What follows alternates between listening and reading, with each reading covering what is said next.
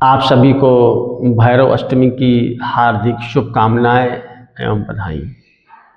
बाबा भैरवनाथ आपके सभी कष्टों को दूर करें, आपका जो मनोकामना है उसे पूर्ण करें। ऐसी कामना के साथ आप सभी को एक बार पुनः भैरव अष्टमी की आप सभी को हार्दिक बधाई। आज हम बात करेंगे बाबा भैरव की सिद्धि, पूर्ण सिद्धि की, प्रत्यक्षीकरण सिद्धि की। आप में से बहुत सारे साधक हैं जिन्होंने बाबा भैरव की साधना की है। किसी ने एक बार की है, किसी ने 2 बार की है। कोई तो ऐसे हैं जिन्होंने लंबे समय से बाबा भैरव की आराधना की है। उनके लिए आज मैं एक बहुत ही सटीक, गुप्त और बहुत ही लाभ देने वाला एक प्रयोग बताने जा रहा हूं, जिससे बाबा भैरव की साधना में सफलता प्राप्त होगी और आपको दर्शन प्राप्त होंगे। तो इस सूत्र को बहुत ही बारीकी से समझिएगा।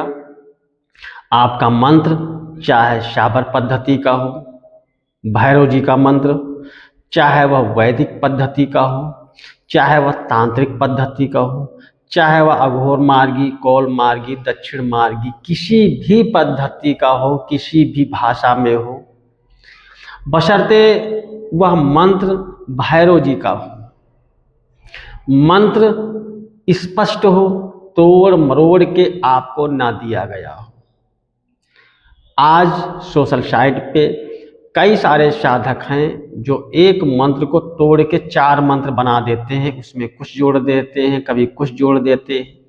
अगर आप ऐसा मंत्र कर रहे हैं तो आपको शायद लाभ ना दे। बाकी लाभ मिलना ना मिलना आपकी आस्था और भैरव जी की कृपा पे निर्भर करता है।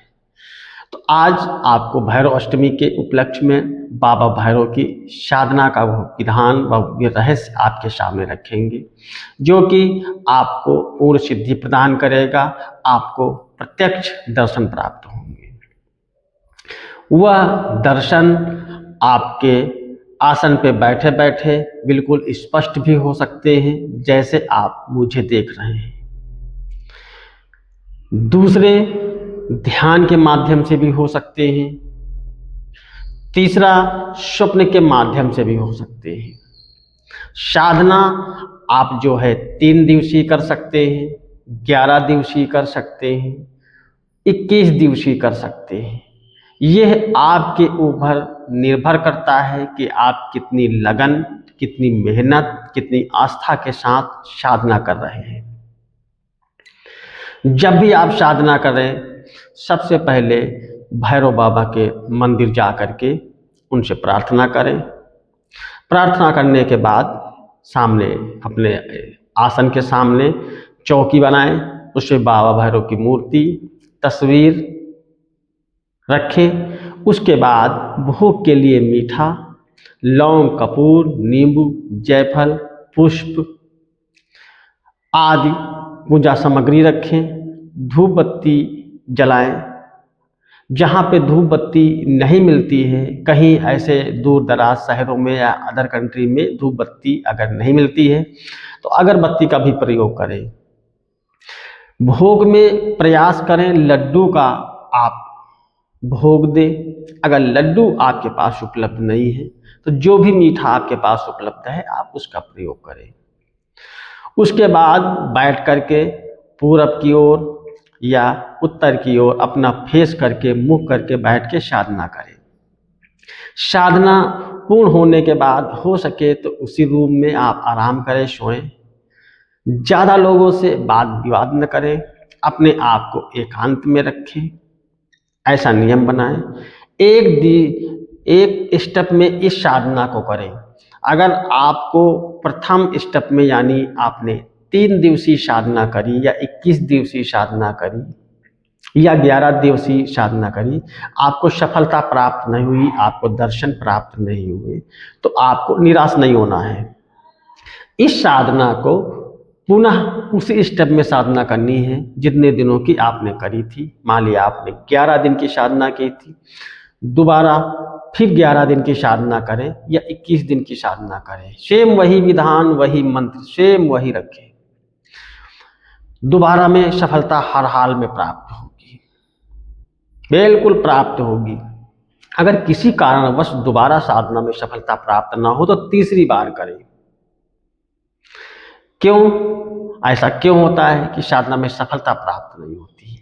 कभी कभी ऐसा होता है कि आपके घर में नकारात्मक ऊर्जा होती है, आपके पितृ होते हैं जो कभी आध्यात्मिक क्षेत्र से जुड़े हुए थे, वो अवरोध पैदा करते हैं। कुछ ऐसे नकारात्मक आपके पितरों में ही प्रेत होते हैं जो आपकी साधना को सफल नहीं होने देना चाहते, या कोई तांत्रिक आपके आसपास पड़ोस में है, आप पे नज़र बनाए हुए है, आप पे नकारात्मक ऊर्जा का प्रयोग करता है, जिस कारण से आप साधना में सफलता नहीं प्राप्त कर पा रहे हैं, आपकी साधना सफल नहीं हो रही है, आपकी शक्ति आपसे नहीं जुड़ पा रही है।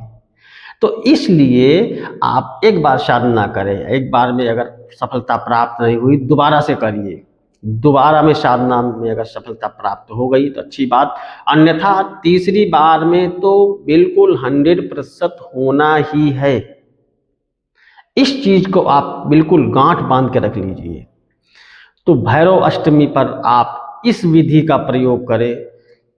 मंत्र जैसा कि हमने पूर्व में बताया, कोई सा भी मंत्र हो, किसी भी भाषा का मंत्र हो, किसी भी पद्धति का मंत्र हो, उस विधि का प्रयोग करें जो विधि मैंने आपको बताई है। बस मंत्र आपका सही होना चाहिए, मंत्र आपको तोड़ मरोड़ के ना दिया गया हो। इस चीज का आप पहले सर्च कर लीजिएगा, ढूंढ लीजिएगा। मंत्र आपका ओरिजिनल होना चाहिए, सफलता तभी प्राप्त होगी। तो आशा करता हूं कि ये जो विधि हमने आपके सामने रखी, शक्ति प्रत्यक्षीकरण की, शक्ति कैसे अपने आप से शक्ति को जोड़े, तो इस विधि को आप अपने जीवन में उतारिए और आपको बिल्कुल हर हाल में सफलता प्राप्त होगी है। तो मिलते हैं नेक्स्ट वीडियो में, तब तक आप सभी को मंगल कामनाएं।